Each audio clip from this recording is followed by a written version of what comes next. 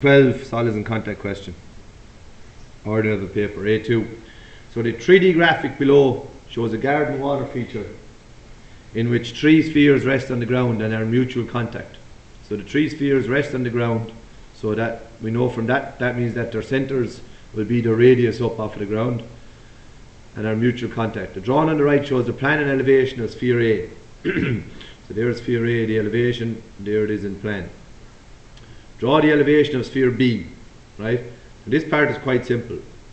We know 2 things about sphere B. One, we have the line that its centre will lie on, and then, as I already said, the centre will be up the radius of the sphere.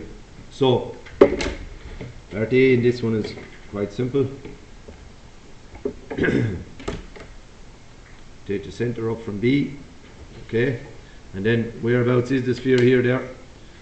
Get our radius.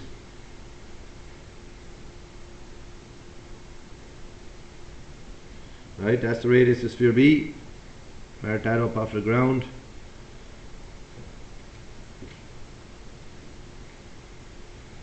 Right. So there's sphere B there. I'm going to leave it light for the moment because we can see C is, I'd imagine, is going to be moved in here to C1, but that's sphere B. Now, part B then. Draw the plan and elevation of the third sphere C, shown in blue. Okay, I'd say that's in blue there if it photocopied correctly. When it has been moved into position, C1 is in contact with the given spheres A and B. So it's been moved in there now. Okay, now in the last one that we did, the spheres were all on the one plane, their centres. So you could just add it in. But this one, sphere C, is going to go in underneath sphere A and a bit of sphere B. Right? So again, we do what we normally do with a question like this. We want to get a sphere in there, we know its radius, right? So what we'll do first of all is we'll put it on the outside of sphere A and the outside of sphere B. So when they're on the outsides, we know its centres in line on this line here. Alright? Then what we'll do is we'll swing it around there, and we'll swing it around there, and we'll get the centre here. And then as soon as we get the centre here, we'll go straight up and add the radius and draw the centre of the sphere C up here. Alright? So, first of all, I'm going to draw a light line across, which is this radius up, so I'll know that's where the centre of it will lie. So I get my compass. Again, dealing with a sphere this small is awkward, lads. Make sure the compass is in good nick. Right? That's the height up that sphere C is. Okay? I'll bring that line lightly out this way and out this way. So I know somewhere out here, that's where the sphere C is going to be. Now, we're out here. Well, like we met in the last one as well, any 2 spheres or 2 circles beside each other, the distance between their centres, or the distance between their centres is the 2 radiuses added.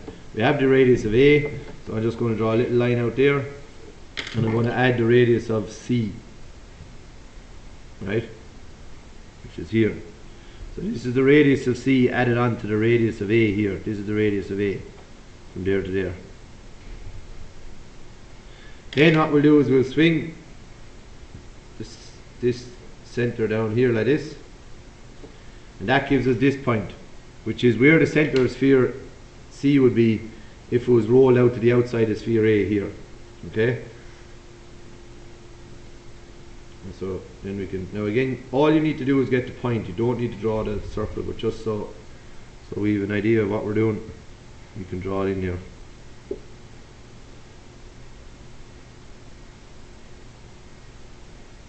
Right, so that's where sphere C would be.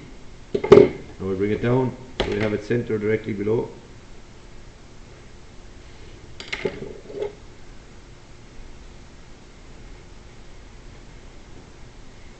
Right, keep this light. So that's where sphere C would be when it's on the outside.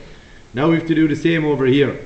I have the line with the radius of C up, so I know that's how far the centre of sphere C is up. So what I have to do is I have to add the radius of sphere C onto the radius of sphere B again, which I'll do up this way because I've already got the line drawn there.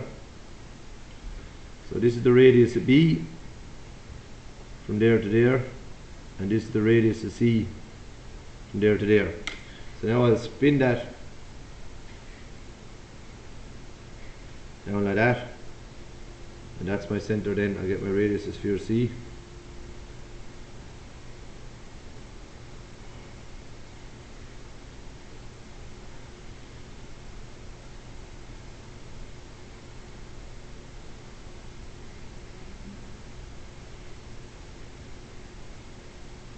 Right, so this is sphere C here.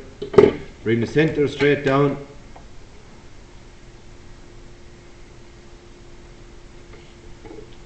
That's where sphere C would be then here.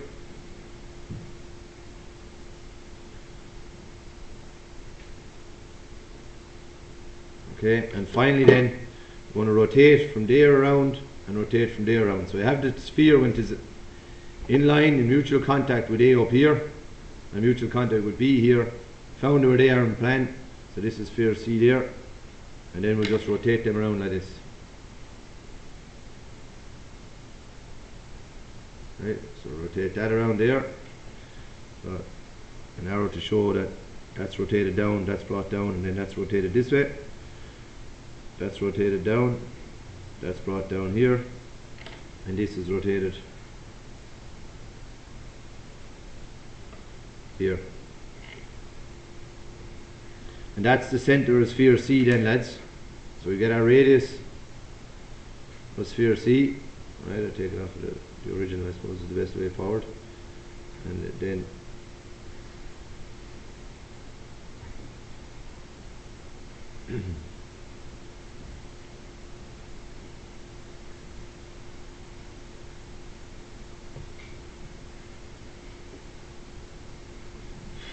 right now yeah, to find the centre of it then up in the elevation, of course we know our centre will be directly above its centre there, and it'll be that height up off of the ground. So we just get here now, drawing our sphere C.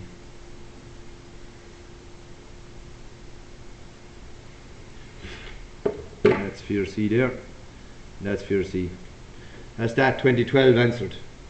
Alright, the first part of it, draw the elevation of sphere B. Right, we had where its centre was, at any point here in plan, the corresponding point is directly above it in elevation. So I knew that if I drew a line up from there, somewhere on that line there lied the centre of sphere B. Then obviously the fact that we know that it's in contact with the ground or resting on the ground, we knew that its centre would be its radius up off the ground. We could draw that there. The second part was sphere C, shown in blue here, is it moved in here in contact with the two spheres. So we put it on the edge of A by adding the two radiuses together and coming down. Brought that straight down, swung it around. We added the radius of C and the radius of B here, swung it down, and that line there is its height off the ground, so we know that line is the line where the centre will lie on. Project it down, and then rotated that around. That cable was there, go straight up, add the radius, like we did with this one, where we went straight up and added the radius for the centre of sphere C there. Now that's